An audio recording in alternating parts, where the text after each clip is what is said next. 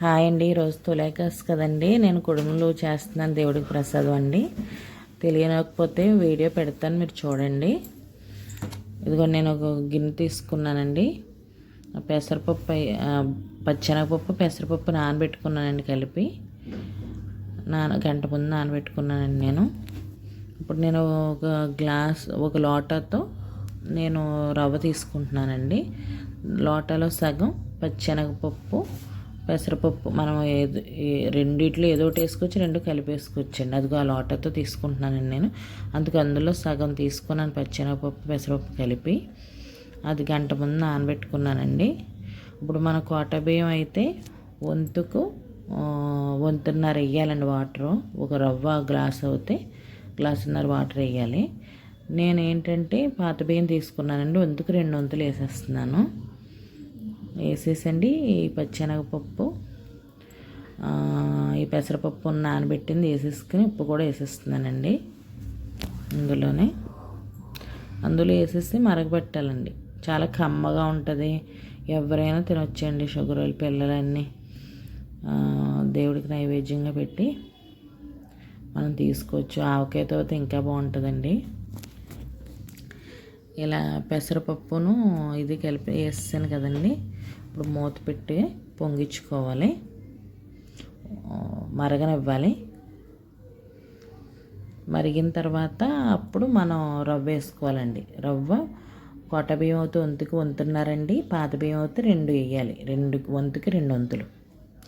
మరిగిందండి, నేను రవ్వ వేసేస్తున్నాను. రవ్వ ఏంటంటే మధ్యలో నల్లగా ఉందంటే అది చోళ్ళు ఆడిచ్చానండి. అందులోని ఇది ఆడించడం వల్ల ఆ కలర్ కొంచెం మధ్యలో బ్లాక్గా కనిపిస్తుంది.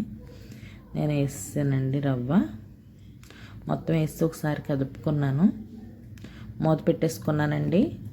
మూత పెట్టుకున్న తర్వాత ఒకసారి చూసుకుంటూ ఉండాలి మధ్యలోను, మళ్ళీ కింద అడుగు పడుతుంది. అది చూసారా, నేను మధ్యలో కదిపాను.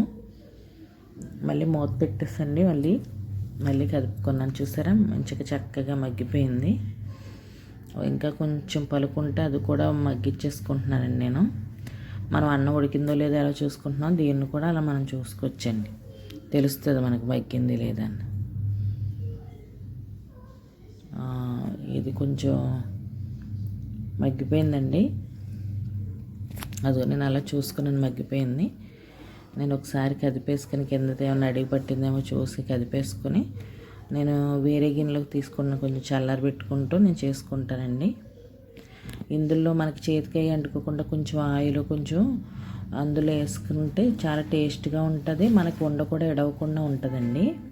అదిగో నేను చూసారా, ఇడ్లీ పాత్రకి ఇడ్లీ మనం ఎలా పెడతాం, కింద వాటర్ వేసుకొని రేపు అలా పెట్టి దాని మీద మనం కుడుములు బ్యాలెన్స్ ఉంటే పెట్టుకోవాలండి. ఆయిల్తో ఇలా ఒత్తుకుంటే కూడా ఆయిల్ వేసుకొని శుభ్రంగా ఇలా ఉంటుంటే బాగుంటుంది. మధ్యలో కొంచెం వాటర్ కూడా తగ్గించుకుంటే వేడిగా ఉంటుంది కదండి. నేను అలా ఇడ్లీ పాత్రలో అన్నీ చేసేసుకుని పెట్టేసుకున్నానండి. ఇవన్నీ ఇలా చేసుకుని నేను ఇలా పెట్టుకుంటున్నాను. ఇందులో ఇడ్లీ పాత్రలు పెట్టేసుకున్నాను. ఇగోండి, ఇది రెడీ అయిపోయింది. ఈ పొయ్యి మీద పెట్టి స్టవ్ వెలిగించుకున్నానండి. స్టవ్ వెలిగించుకుని ఉడికించుకుంటున్నానండి. ఇదేంటంటే 3 నిమిషాలేమో ఆయిల్లో పెట్టి ఒక 4 నిమిషాలు స్లోలో పెడితే ఉడికిపోతుంది, సరిపోద్దండి. ఇడ్లీ పట్టిన టైం పడుతుందండి, ఎందుకంటే ఆల్రెడీ ఉడికి ఉంది కదండి ఇది. అదిగోండి ఉడికిపోయింది, తీసాను, మొత్తం ఉంచుకున్నాను. నేను వేరే గిన్నెలో తీసానండి, దేవుడికి నైవేద్యం పెట్టేసాను. నచ్చితే లైక్